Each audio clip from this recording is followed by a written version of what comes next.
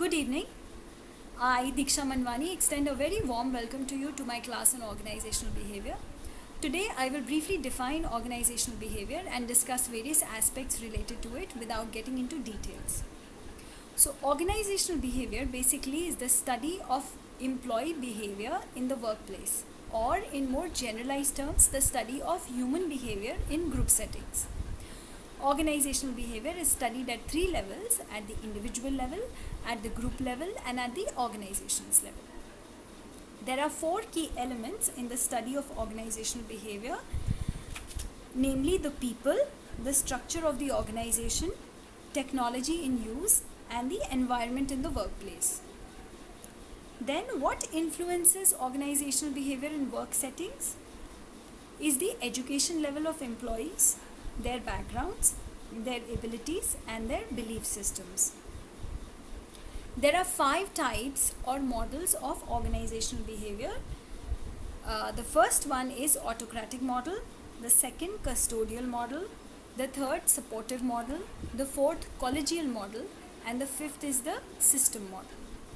Then there are 4 approaches to study organizational behavior. The first approach is the human resources or the supportive approach.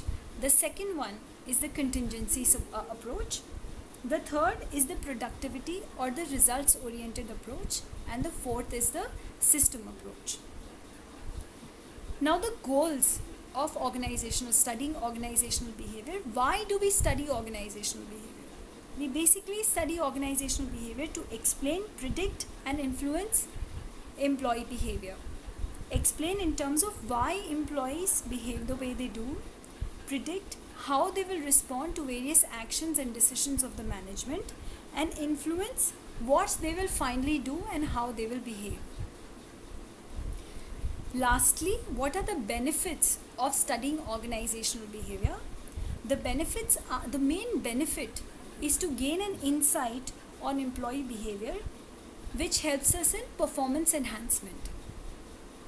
The next major benefit of studying organizational behavior is that we get to understand the sources of motivation, which helps us increase job satisfaction and quality of work-life experience of employees. This eventually helps organizations to build very, very strong and trusting relationships with their employees. This is one of the key factors which affects the long-term success of a company or an organization. That's about it. I hope you enjoyed my class. Thank you.